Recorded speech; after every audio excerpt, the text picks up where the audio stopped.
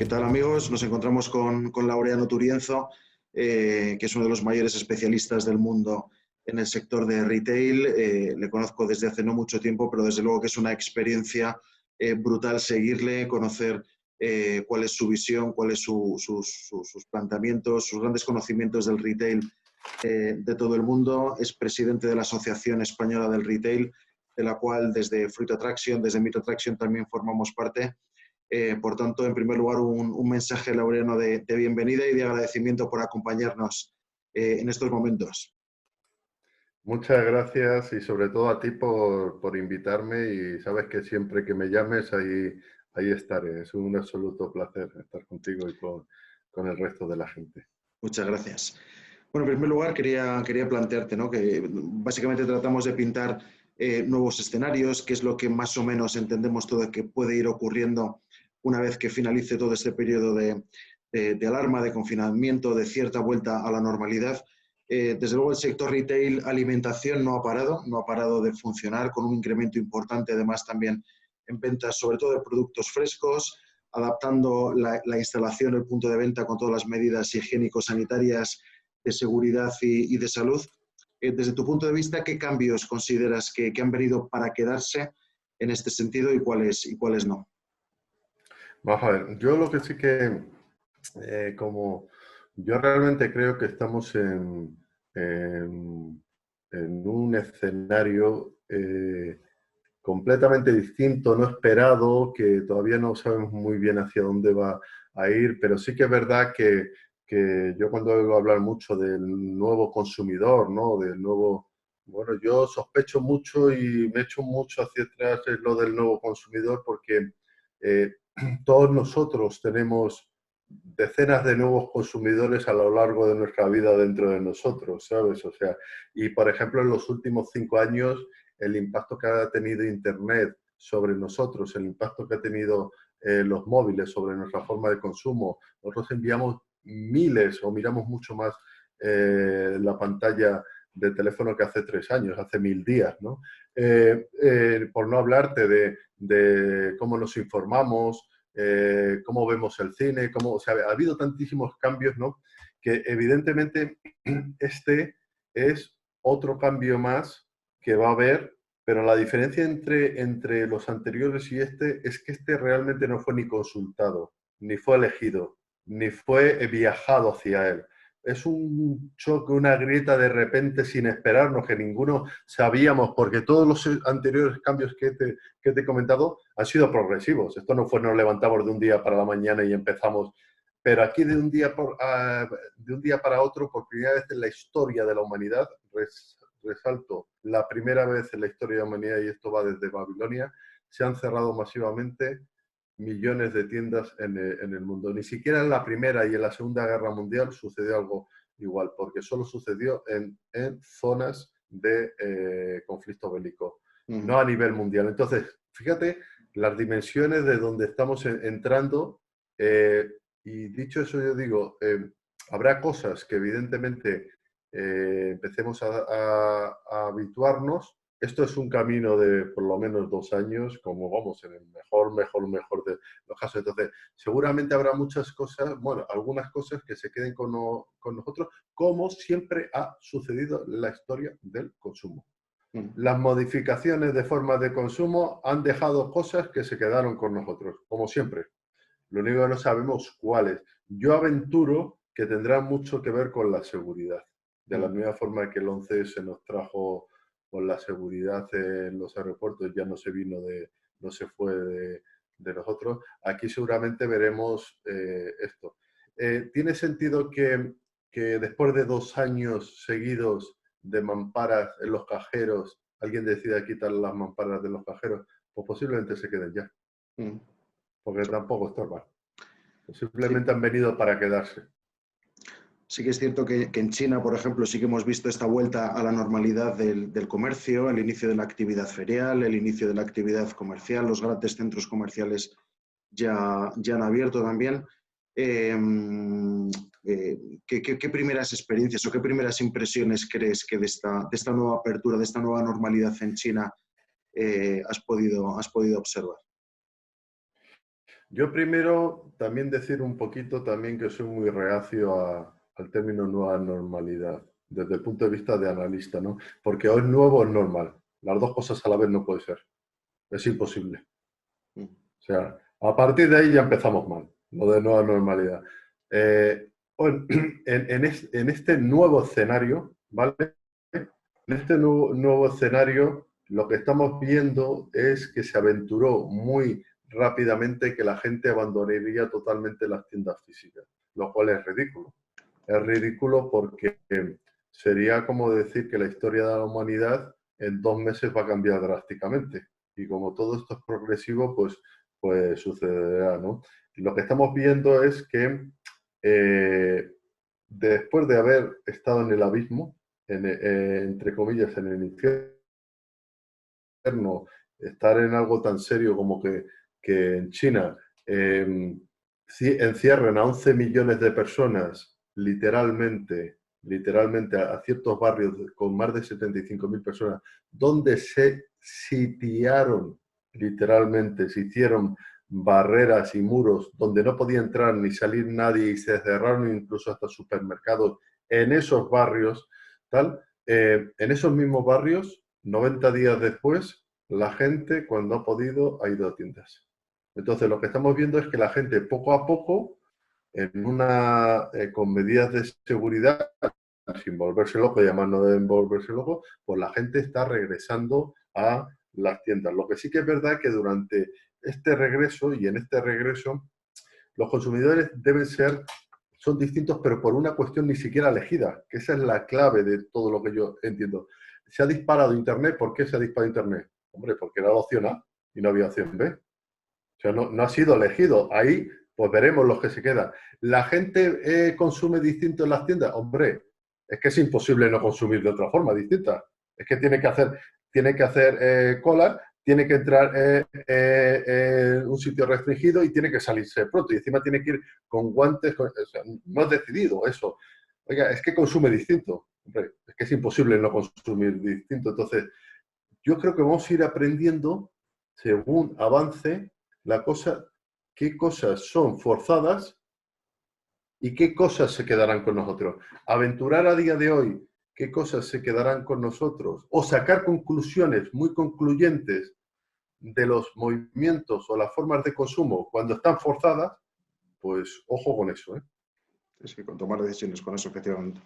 En cualquier caso, sí que comparto contigo que todo lo que tenga que ver con la seguridad dentro del establecimiento probablemente ha venido para quedarse. ¿Para qué quitarlo una vez que haya cierta normalidad? Pero probablemente sí que los valores del propio consumidor, es decir, sus motivaciones de elegir un producto, una determinada marca o no, probablemente se vean modificados en algún sentido. ¿No crees que estos valores serán distintos, que valorará otra cosa el consumidor, no del recinto donde compra, no del lugar donde compra, sino del producto que compra?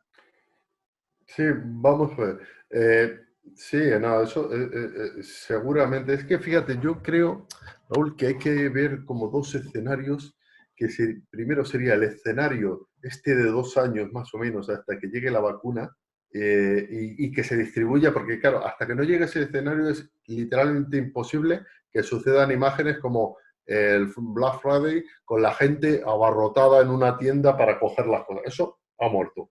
Hasta que no llegue esa nueva normalidad de la que hablan, que yo reniego un poquito de esa antinomia, pero bueno, que en ese viaje, en ese periodo, evidentemente van a suceder unas cosas. Y en el periodo posterior, yo creo que ahí sabemos muy poquito. Es como una galaxia lejana que todavía no sabemos. Y hablar del periodo posterior a estos 2 años es aventurarse. Fíjate lo que el mundo ha cambiado en las formas de consumo de todas las tiendas. Insisto, en 3 meses, 4, enero el mundo parecía normal, ¿eh? Lo era, efectivamente. ¿Vale? Entonces, me centraría en esos 2 años y luego no. En esos 2 años va a haber formas de consumo que van a cambiar, pero porque no hay, porque es obligatorio, o sea, por todo el escenario y tal. Y luego, en cuanto a las marcas, esa parte emocional por la que se van a elegir cosas, es evidente que, y eso la historia nos lo dice, porque yo he estudiado mucho lo que te comentaba antes de entrar en la reunión, que he estudiado todos las periodos de posguerra, las catástrofes, etcétera, que es lo más parecido a lo que Esta está situación. sucediendo. Y es verdad, en todos, por ejemplo, en Katrina, lo he estudiado bastante en Florida, además soy profesor en la Universidad de Florida, lo primero que se agotó fue el papel higiénico, ¿eh? Sí, Y las latas de conserva y todo, o sea, fue matemáticamente lo mismo. idéntico. Se disparó el online, o sea, calcado. En el SAR, muy parecido, tal. Entonces, ¿y qué pasó después? Lo que sí que pasó es que emocionalmente la gente empezó el precio baja un poquito y el tema de la seguridad sube y empiezan a ser a mirar muy bien a aquellas marcas que han estado con ellos en los momentos malos. ¿Sabes? Eso la gente en su emoción, pues lo lleva, ¿no? Y bueno, y a lo mejor, pues, colectivos que mientras los demás han estado yendo abriendo sus tiendas y se han estado jugando su salud y su seguridad como miles, cientos de miles de cajeros, cajeras, no sé qué, pues le tendríamos que agradecer algo versus otros colectivos de tiendas que deberían haber estado abiertas porque vendían alimentación y la cerraron y no supimos nada de ellos hasta pasado mucho tiempo. Entonces, bueno, pues el consumidor debería saber quién estuvo jugándose la vida, la salud, para que no le faltase nada y quién del día a la noche pues desapareció. Eso pasará factura. Absolutamente. En cualquier caso, sí que es cierto bueno, siempre detrás de momentos de gran crisis, de momentos de gran parón, salen oportunidades, ¿no? Especialmente dentro de la industria de la alimentación, observamos cómo todo lo que tenga que ver con productos de conveniencia, eh, todas las críticas que existían al plástico que hace apenas unos pequeños meses y ha vuelto a salir ahora como la solución que mejor garantiza toda la seguridad y toda la trazabilidad del producto alimentario, ¿no? Eh, ¿Crees que no tanto a 2 años vista, sino en un momento más cercano, probablemente en esta salida de la desescalada más cercana, más en el corto plazo, pueden existir nuevas oportunidades de cara a los fabricantes, a los industriales del sector de la alimentación? No, no, sin duda, eso se vuelve a repetir la historia. Insisto que no podemos ser tan arrogantes como decir que estamos viviendo un momento único en la historia de la humanidad, porque es un momento de crisis, que en un momento fueron guerras, en otro fueron desastres naturales y aquí ha sido un microorganismo que no le esperaba ni Dios, ¿no? Pero lo que sí que es verdad, en todo esto que me dices, fíjate hasta tal punto que el enemigo número uno era el plástico, las bolsas de plástico y tal, y con razón por dónde íbamos. Hoy, en Estados Unidos, varios estados han empezado a plantearse prohibir las bolsas Reutilizables. reutilizables, ¿sabes? Diciendo, utilice plástico porque es lo que, al final, lo que para la salud va a ser lo mejor. Fíjate ese cambio drástico que, claro, es que dice, bueno, pues aquí tengo que ir por aquí. Entonces, yo sí que creo que hay fabricantes o marcas, etcétera, que evidentemente que sean los más ágiles para entender el momento que está viviendo y sobre todo yo creo que la palabra es hasta ahora es empatía. O sea, aquel que no sepa simplemente esto no va ya de números, ¿eh? O sea, en momentos de crisis, en momentos de bonanza, el algoritmo es perfecto, ¿eh? En momentos de crisis, el algoritmo tiene que ir con el corazón, ¿eh? Y con Mm, algo más, ¿eh? mm. Porque el algoritmo por sí no te... Entonces, yo creo que en este momento, más allá de saber los números que no, de los consumidores, tienes que saber el sufrimiento de los consumidores, su ansia, sus miedos, etcétera, ¿no? Y entonces las marcas que sepan ir más allá del número y del algoritmo y combinen con esto, pues saldrán muy hacia adelante, entre otras cosas porque lo entenderá mucho mejor a los consumidores. Sí, todo lo que tenga que ver con una hiperpersonalización del producto, del Sí, servicio que podamos estar ofreciendo. Lo estamos viendo en los anuncios de la televisión. Prácticamente todos los anuncios son hiperemocionales. sí. En el sentido de cuando A veces volvamos un a... poquito demasiado, ¿eh? A A veces mí se me salta la lágrima de vez en cuando, también cuando lo veo. sí, sí, sí, sí. Y a lo mejor también te digo una cosa, cuando llevemos 3 meses de anuncios hiper Emocionales, corazonales y tal, puede ser que terminemos un poquito hartos. Y lo disruptivo cansados, pero será bueno, lo otro, otra vez lo útil, ¿verdad? sí, sí, sí, sí. Bueno, ya vamos acabando, que no quisiera entretenerte mucho. Si tuviese que sacar una moraleja de todo esto, nos has contado ya muchas cosas, cómo se repiten casi a lo largo de la historia todos estos momentos, todas estas salidas, todos estos faseos. Si tuvieses que sacar una pequeña moraleja, una pequeña conclusión, una pequeña recomendación que lanzar a nuestra audiencia, ¿qué te gustaría compartir? Hombre, pero además es que yo creo que no es ni siquiera discutible. Nada nuevo bajo el sol, bajo el paraguas de la humanidad. O sea, lo vamos a pasar mal, saldremos de ello, sin lugar a dudas. Mm, En el camino, evidentemente, pues sufriremos. Y mira, en el último ciclo, para que tengas una idea, desde el punto de vista de consumidor, mm, ya de cómo impacta, cosas que han impactado y han cambiado el mundo del consumidor en 100 años, que es una nanocifra en la historia de la humanidad. Mira, hemos tenido la Primera Guerra Mundial, la posguerra de la Primera Guerra Mundial, los 50 millones de la fiebre española. Hemos tenido la Segunda Guerra Mundial, la posguerra de la Segunda Guerra Mundial. Hemos tenido la crisis del 73.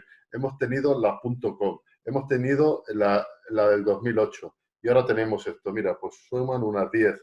Sale a una cada década, más o menos. mm, Tuvimos una gran suerte que fue los años 50 y 60, que no hubo gran cataclismo. Luego llegó el petróleo, ¡pum! Cambió el mundo, 73. Luego tuvimos dos 80-90 muy buenos. Y ahora toca lo menos bueno. Entonces, al final, siempre han sido ciclos que han impactado muchísimo en las formas de consumo, por supuesto en el retail, muchísimo, pero de todos hemos salido y de todos han nacido oportunidades absolutamente brillantes. Internet no sería lo que es hoy sin el crack de las .com. mm, Hubiese sido imposible, mm, jamás. mm. Y porque fue la gran prueba, ¿no? Y desde luego, después de la Segunda Guerra Mundial, a lo mejor pues no hubiese aparecido pues esas creaciones tan grandes de urbe y todo el advenimiento de los centros comerciales que hubo. También el 2008 nos trajo muchas cosas nuevas en las formas de consumo. De hecho, esa crisis enorme dio lugar a posiblemente dentro del consumo el mayor prodigio desde el punto de vista de las empresas de talento, que fueron todos los unicornios Mm. en la economía, que antes no existían casi unicornios. A partir de la crisis de 2008 empiezan a nacer los unicornios Mm, y empieza a cambiar todo. mm, desde luego. Ahora es verdad que se ha puesto de manifiesto también la importancia de las asociaciones sectoriales de cara a defender derechos, a promover protocolos, a acompañar a las empresas que de forma individual pueden tener su pequeña tienda o su pequeña, mediana o gran tienda, pero desde luego el papel de las asociaciones en estos momentos yo la he considerado como fundamental. Eh, Como presidente de la Asociación Española del Retail, ¿cómo resumirías, ¿no?, este gran papel, estos grandes valores que tiene la asociación para con todos sus asociados y todo el mundo retail? Sí, bueno, primero decir que evidentemente nuestra asociación nace en origen, nace una asociación justamente suprasectorial.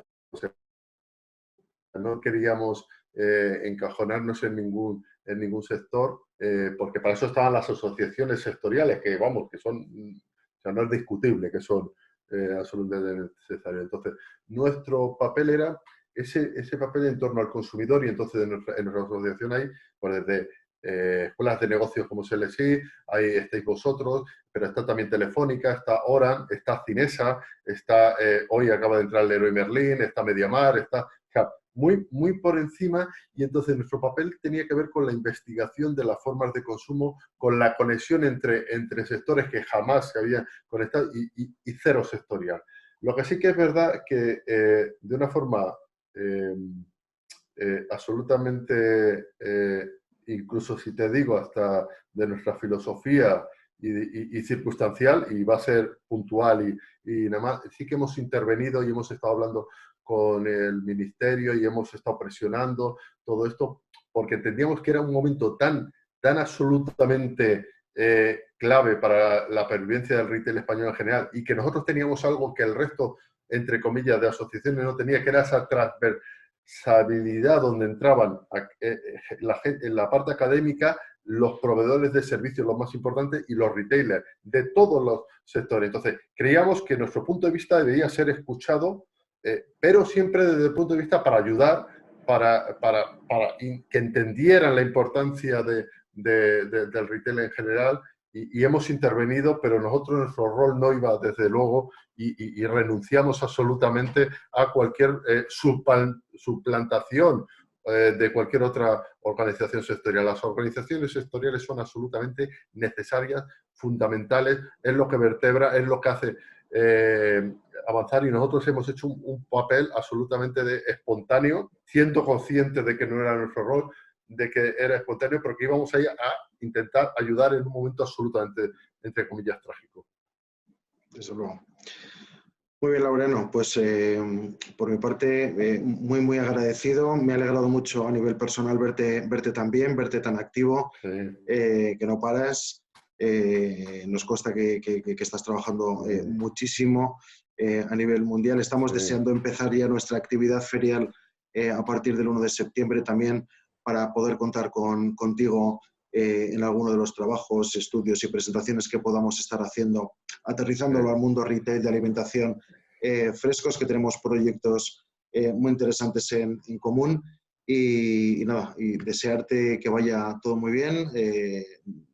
No nos podemos dar la mano y darnos un abrazo, pero desde luego el codo no nos lo va a quitar nadie para poder seguir sumando. Seguro. Seguro, y sabes que siempre es un placer estar contigo, y donde me llames allí estaré. ¿De acuerdo? Fenomenal. Muchas gracias, Laureano. Un fuerte abrazo. Gracias, un saludo a todos. Gracias.